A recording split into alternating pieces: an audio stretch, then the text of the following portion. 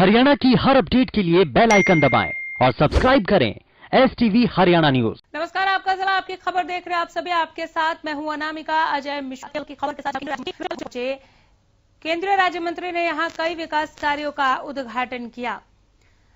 कृष्णपाल गुर्जर ने रविवार को 22 करोड़ रुपए की लागत से होने वाले कई विकास कार्यों का शिलान्यास भी किया। इस मौके पर केंद्रीय राज्य मंत्री कृष्णपाल गुर्जर ने कहा कि हथीन के कई गांवों में जलभराव के चलते सेम की समस्या को दूर करने के लिए सिंचाई एवं जल संसाधन विभाग ने गुरुग्राम कैनाल पर 13 ट्यूबवेल पायलट प्रोजेक्ट के तौर पर शुरू किए हैं, ताकि क्षेत्र से जलभराव की समस्या का समाधान हो सके। उन्होंने कहा कि तीनों कृषि कानून किसानों के हित में हैं। अगर कानून में कोई कमी है तो सरकार के सामने रखे, सरकार मानने को तैयार है। कृषि कानूनों को लेकर विपक्ष अपनी राजनीति कर रहे, किसान संगठन जिद कर बैठे हैं।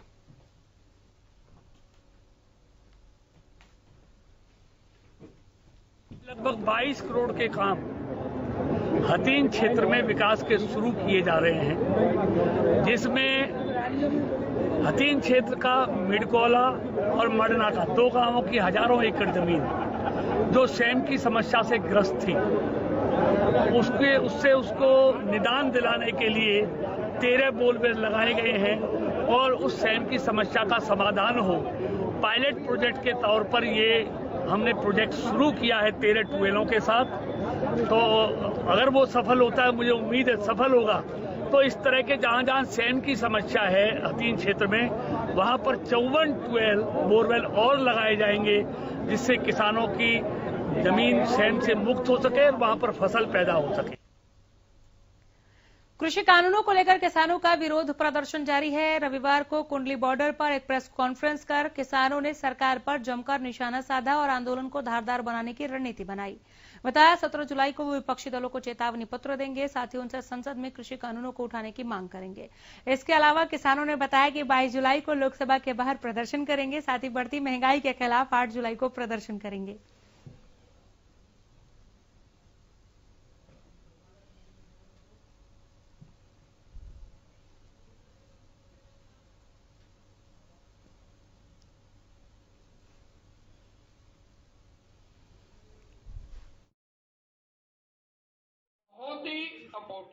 जी बिल्कुल किया जाएगा। हरियाणा में पंचायत चुनाव आ रहे हैं। हमारे संगठन की तरफ से फैसला, संयुक्त किसान मोर्चे में ऐसी अभी तक बात नहीं। जितने भी हमारे टोल टैक्स हैं या धरने चल रहे हैं, अहम फैसला तो ये है, कोई भी जनप्रतिनिधि हमारे दी है कोई। रोहतक में महिला पिंक धरने में शिरकत करने पहुंचे किसान नेता राकेश टिकैत ने कहा कि किसान बढ़ते डीजल और पेट्रोल के दामों को लेकर सरकार के खिलाफ रणनीति बनाएंगे। इस दौरान किसान आंदोलन पर उन्होंने कहा कि सरकार बातचीत करने के लिए तैयार नहीं है। अब आंदोलन को लेकर अलग रणनीति बनाई जाएगी और दिल्ली कूच को लेकर भी चर्चा की जाएगी। और वे जब बात नहीं करते, भाई किससे जबरदस्ती बात करने जाके, वे बात नहीं करना चाहते। वे तो कंडीशन है कि कानून वापसी तो नहीं लेंगे और बात कर लो। अभी बातचीत तो नहीं लग रहा, सरकार का मूड नहीं लग रहा अभी बात करने का।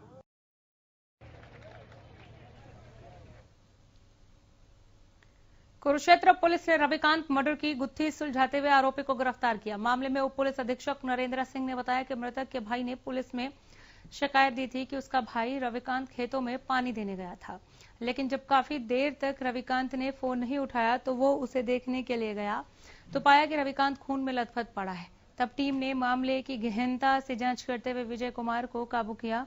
आरोपी ने पूछताछ में बताया कि रविकांत ने ठेके पर जमीन ली हुई थी। रविकांत के खेतों का रास्ता आरोपी के घर के सामने से ही होकर जाता है।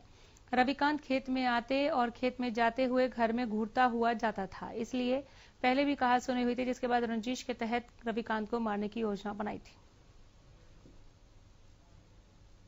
उन्होंने बड़ा समझदारी से कार्य करते हुए कल गांव के ही अमीन गांव के ही विजय कुमार को गिरफ्तार किया, जिसने अपनी पूछताछ में बताया कि रविकांत से मेरी पहले से ही कया सुनी हुई थी 2-3 बार, जो मुझसे रंजिश रखता था और उस रंजिश के कारण ही मैंने उसको ठिकाने लगाने की योजना बनाई थी।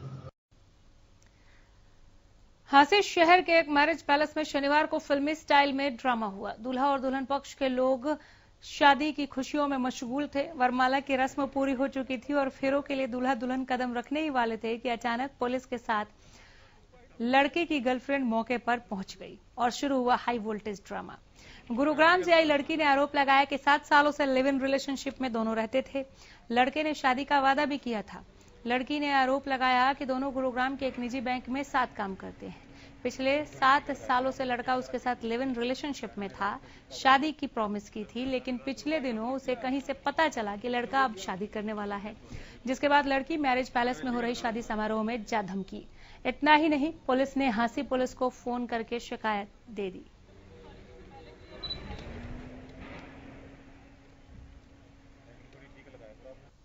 थाने में टेलीफोन प्राप्त हुआ था, भाई ऐसे ऐसे यहाँ इसमें हवेली में शादी हो रही है। जो पहले एक लड़की से उनके संबंध थे और इस संबंध में हम आए थे और अब दोनों ही वो यहाँ से चले गए। शादी रुकवा दी लड़के की? शादी लड़की ने मना कर दिया। इस हांसी वाली लड़की ने भी मैं शादी नहीं करती अब। केंद्र सरकार की परियोजना के तहत देश के 100 शहरों को स्मार्ट सिटी बनाने के तहत हरियाणा के करनाल में सुरक्षा सूचना तंत्र और ट्रैफिक व्यवस्था अब हाईटेक होने जा रही है। करनाल में स्मार्ट सिटी प्रोजेक्ट के तहत करीब 157 करोड़ की लागत से ट्रैफिक सिग्नल्स और सिक्योरिटी कैमरे लगाए जा रहे हैं। हरियाणा के 2 जिले करनाल और फरीदाबाद में स्मार्ट सिटी प्रोजेक्ट के तहत कार्य चल रहे हैं, जो अन्य जिलों के लिए मॉडल का काम करेंगे। इसी प्रोजेक्ट के कंट्रोल रूम से सरकार और प्रशासन की सूचनाएं डिजिटल माध्यम से लोगों तक पहुंचेंगी। वहीं जरूरत और विकट परिस्थितियों में लोगों को ऑन द स्पॉट मदद मिलेगी। साथ ही ट्रैफिक नियमों को तोड़ने वाले लोगों का ऑटोमेटिक कैमरे की मदद से ही चालान भी कटेगा। देश के 100 स्मार्ट शहरों में शामिल सीएम सिटी करनाल में तेजी के साथ स्मार्ट सिटी प्रोजेक्ट पर काम किया जा रहा है।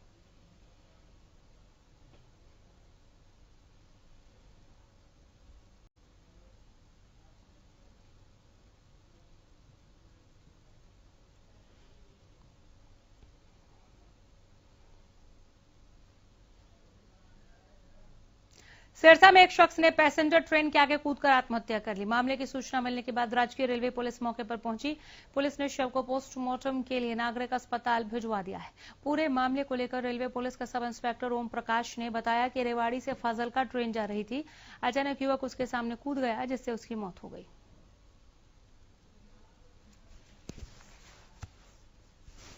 ट्रेन है जो रेवाड़ी से चलकर फाजिलका जाती है और ये जो ओवरब्रिज सिरसा है, इसके नीचे एक लड़का करीब 40-42 साल है और इसकी ये दूसरी लाइन पर बैठा था और अचानक उस गाड़ी के आगे आ गया।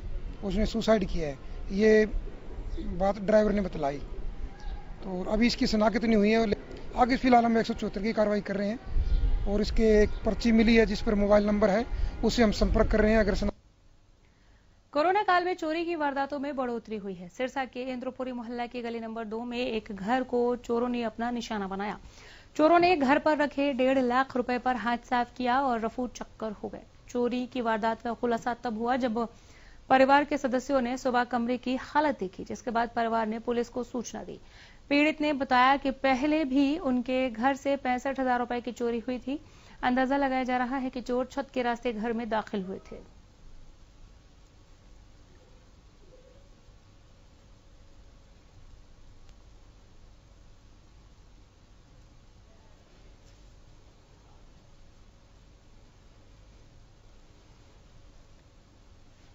सोनीपत की सदर थाना पुलिस ने 2 शातिर बाइक चोरों को गिरफ्तार करने में सफलता हासिल की है। ये आरोपी पलक झपकते ही बाइकों को उठाकर मौके से फरार हो जाया करते थे।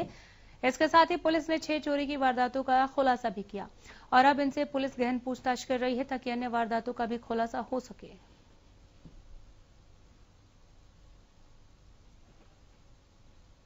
स्टाफ की टीम ने 2 युवकों मोहित व आनंद को बड़ा त्याड़ा गांव की धर्मशाला से गिरफ्तार किया था, जिनके कब्जे से 5 चोरी की मोटरसाइकिल वहां से बरामद की गई है। वो और अब तक पूछताछ में 6 वारदातों का खुलासा हुआ है, जो ये मोटरसाइकिल चोरी करके उनको बेचते थे। इनसे गहनता से पूछताछ जारी है।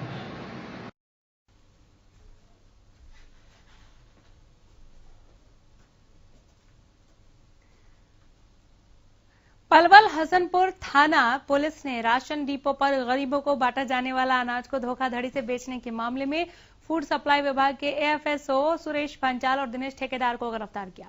पुलिस ने दोनों आरोपियों को अदालत में पेश करके गहन पूछताछ के लिए 4 दिन के पुलिस रिमांड पर ले लिया है।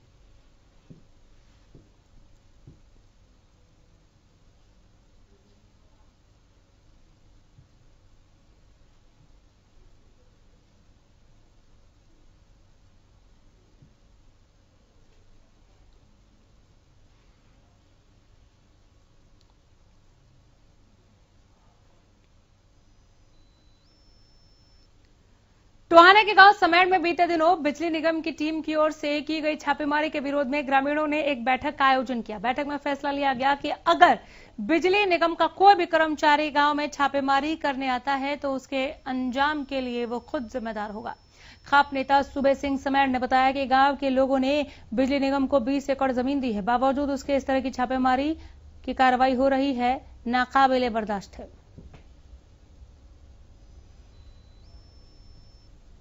अन्यथा गांव के लोगों की आपस में ड्यूटियां लगा दी है हर रोड के ऊपर। वह जब भी कोई इस प्रकार की कार्रवाई करता मिले उसी टाइम मैसेज कर दो अपने वहां के एरिया के लोगों ने और गांव के मौजूद आदमियों पर। उतनी देर में लोग वहां पहुंच जाएंगे। किसी ने भी कार्रवाई करने की हिम्मत करी तो उसका नतीजा उसको मिलेगा और उसकी सजा उसको भुगतनी पड़ेगी। इसलिए ये कह दिया कि अपने अपने हाथों में रखो डंडे लठ, किसी प्रकार का जो है नहीं गांव के अंदर हम दखलंदाजी नहीं करने देंगे। कोरोना होने के बाद भी मरीजों में काफी पोस्ट कोविड समस्याएं देखने को मिल रही हैं, जिसे देखते हुए हरियाणा सरकार द्वारा 25 मई से प्रदेश भर में उमंग सेंटर खोले गए थे। अंबाला में भी 3 उमंग सेंटर बनाए गए हैं, जिनमें अब तक 40 दिनों में करीब 200 मरीज अपना इलाज करवाने पहुंचे हैं। उमंग सेंटर में साइकेट्रिस्ट, फिजियोथेरापिस्ट, आयुष विभाग फिजिशियन और डाइटिशियन की ड्यूटी लगाई गई है। जानकारी देते हुए सिविल सर्जन अंबाला ने बताया कि कोरोना के बाद आमतौर पर मरीज में सबसे ज्यादा डिप्रेशन, नींद न आना, व्यवहार में बदलाव, भूलने की समस्या, सांस फूलना जैसी समस्याएं आती हैं, जिनका इलाज करवाने के लिए मरीज पोस्ट कोविड सेंटर उमंग में पहुंच रहे हैं।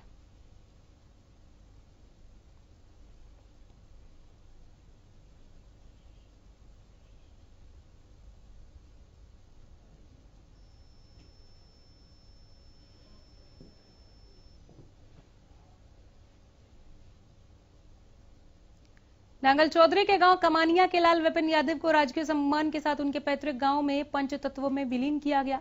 शहीद की अंतिम यात्रा में गांव के लोगों के साथ मंत्री ओपी यादव, विधायक अभय सिंह यादव भी शामिल हुए। सभी ने शहीद के लिए संवेदनाएं व्यक्त की। 24 साल के शहीद विपिन का 1 साल का बेटा है। बता दें कि विपिन की तैनाती लेह लद्दाख में थी। शहीद के बड़े भाई और पिता भी सेना में शामिल हैं, देश सेवा कर रहे हैं। देश सेवा में मेरा बेटा पिछले 4 साल से सेवारत था। ऐसे बेटे 100 कुर्बान देश के ऊपर। उसने मेरे गांव का, मेरे डिस्ट्रिक्ट का और मेरे स्टेट का नाम रोशन किया है। और ऐसे 100 बेटे कुर्बान देश के ऊपर जो देश सेवा में देश की सेवा करते करते शहीद हो गया। जो लेह के अंदर ड्यूटी पर तैनात था, उनका शव अंतिम क्रिया के लिए अब गांव में आया हुआ है। गांववासी सारे साथी और हम उनके परिवार को, शोक संतप्त परिवार को सांत्वना देने के लिए उनके इस क्रिया में शामिल हुए हैं। भगवान से प्रार्थना करता हूं कि उनको अपने चरणों में स्थान दे और परिवार के प्रति मैं अपनी सहानुभूति व्यक्त करता हूं और भगवान उनको इस दुख की घड़ी को सहन करने की हिम्मत दे। और हमारे भाई आदरणीय ओम प्रकाश जी सैनिक कल्याण मंत्री हैं, तो उनसे भी हमें उम्मीद है कि वे सारी इनकी जो भी सरकार की तरफ से एक शहीद को जो भी मिलता है वो सारी लाभ जो है उस समय पे दिलाएंगे। मैं भी मदद करूंगा, ओम प्रकाश जी भी करेंगे। कैथल के पार्क रोड पर रविवार को एक सामाजिक संस्थान की ओर से टीकाकरण कैंप का आयोजन किया गया। इस दौरान मुख्य अतिथि के रूप में विधायक लीलाराम और हरियाणा हैफेड के चेयरमैन कैलाश भगत को शिरकत करनी थी, लेकिन किसानों के विरोध के चलते विधायक लीलाराम ने अपना कार्यक्रम स्थगित कर दिया। वहीं हैफेड के चेयरमैन कैलाश भगत ने टीकाकरण कैंप का शुभारंभ किया। इस दौरान किसानों ने कैलाश भगत को काले झंडे दिखाए, जिसके चलते कार्यक्रम लगभग 3 घंटे की देरी से शुरू हुआ। इस मौके पर हैफेड के चेयरमैन कैलाश भगत ने कहा कि शहर का कोई भी अच्छा काम होगा और उन्हें बुलाया जाएगा तो वो जरूर जाएंगे। कोविड का टीका का जो दूसरी डोज था उसका उद्घाटन करने आ रहे हैं कैथल के विधायक लीलाराम और एफएडी के चेयरमैन कैलाश भगत जी। हम आज उनके विरोध में काले झंडे दिखाने के लिए हम यहाँ खड़े हैं। टीके का कोई विरोध नहीं है। ऊपर से जो संयुक्त मोर्चा का देश था, एमएलए का, मंत्री का और चेयरमैन का हमने विरोध करना है। एक अच्छे कार्य के अंदर जो लोग बाहर इस ढंग से काम कर रहे हैं उनको सारी पब्लिक जानती है वो क्या कर रहे हैं। एक कोई भी शहर का अच्छा कार्य होगा और अच्छे कार्य के अंदर यदि हमारे को कहीं भी बुलाया जाएगा, मैं निश्चित रूप से पूरे शहर के साथ, पूरे हलके के साथ, पूरे हरियाणा प्रदेश के साथ जहां भी अच्छा काम होगा वहां पे जाऊंगा। पेट्रोल और डीजल की बढ़ी हुई कीमतें अब लोगों को रुलाने लगी हैं। जहां पेट्रोल और डीजल से न केवल औद्योगिक क्षेत्र प्रभावित हुआ है बल्कि रोजमर्रा की वस्तुओं में भी इजाफा देखा जा रहा है। जानकारी के मुताबिक पिछले 35 दिनों में पेट्रोल 9 रुपए 19 पैसे प्रति लीटर की बढ़ोतरी के साथ आगे बढ़ा। जहां आम आदमी घटती आय के साथ पेट्रोल डीजल समेत तमाम क्षेत्र में महंगाई का दंश झेल रहा है। सोनीपत में पेट्रोल की कीमतों में शतक लगने वाला है।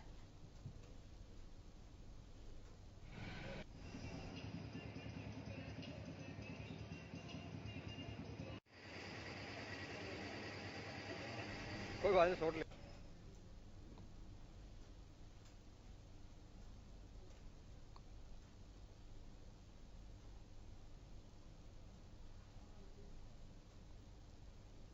हर रोज महंगाई अपना ही रिकॉर्ड तोड़ रही है। 4 दिन की राहत के बाद एक बार फिर पेट्रोल और डीजल के दाम में बढ़ोतरी हुई, जिससे आम लोग अब सरकार से राहत की उम्मीद लगाए बैठे हैं। सरकार अब तो कुछ करो, क्योंकि ये विकास अब काफी महंगा साबित हो रहा है।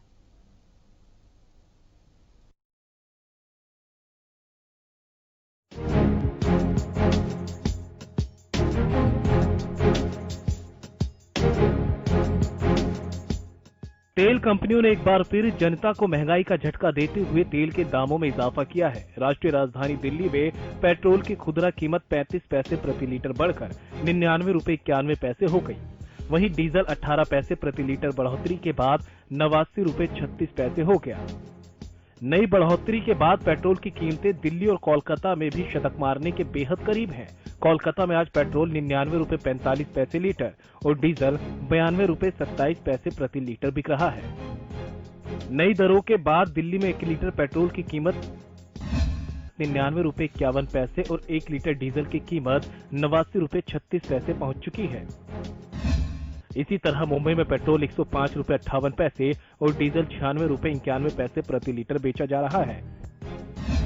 तो वहीं कोलकाता में पेट्रोल 99 रुपए 45 पैसे और डीजल 92 रुपए 27 पैसे प्रति लीटर पहुंच गया। इसी तरह चेन्नई में 1 लीटर पेट्रोल की कीमत 100 रुपए 44 पैसे और डीजल की कीमत 93 रुपए 51 पैसे पर है। पेट्रोल डीजल की घटती बढ़ती कीमतों का असर हमारी जेब पर पड़ता है। तेल की बढ़ी हुई कीमतों से देश के दूसरे शहर भी अछूते नहीं। नोएडा में पेट्रोल 96 रुपए 76 पैसे और डीजल 89 रुपए 83 पैसे पहुंच गया। बेंगलोर में पेट्रोल 102 रुपए 84 पैसे और डीजल 94 रुपए 72 पैसे बिक रहा है। हैदराबाद में पेट्रोल की कीमत 103 रुपए 41 पैसे और डीजल की कीमत 97 रुपए 40 पैसे पर है। पटना में पेट्रोल 101 रुपए 62 पैसे और डीजल 94 रुपए 76 पैसे पहुंच गया। जयपुर में पेट्रोल 106 रुपए 27 पैसे और डीजल 98 रुपए 47 पैसे प्रति लीटर बिक रहा है। लखनऊ में पेट्रोल की कीमत 96 रुपए 65 पैसे और डीजल की कीमत 89 रुपए 75 पैसे पर है। तो वहीं गुरुग्राम में पेट्रोल की कीमत 97 रुपए 20 पैसे और डीजल की कीमत 89 रुपए 96 पैसे पर है। चंडीगढ़ में बात करें तो पेट्रोल की कीमत 95 रुपए 70 पैसे और डीजल की कीमत 89 रुपए है। बढ़ती महंगाई को लेकर जहां इन दिनों बीजेपी नेताओं की तरफ से लगातार ये कहा जा रहा है कि कीमतें अंतर्राष्ट्रीय बाजार में तय होती है, वहीं 2014 से पहले तत्कालीन मनमोहन सरकार को इसके लिए जिम्मेदार बताया जा रहा था। इसी को लेकर ट्विटर से फेसबुक तक केंद्र सरकार की ट्रोलिंग की जा रही है। वहीं आरोप प्रत्यारोप के बाद इस दौर में आम आदमी सभी पार्टियों से एक ही सवाल पूछ रहा है कि वो किस पर भरोसा करे, क्योंकि सरकारें आती हैं, झूठे वादे करती हैं और आम आदमी हमेशा ठगा जाता है। Bureau report, Haryana news. आपका जिला आपकी खबर में इतना ही। नमस्कार। है।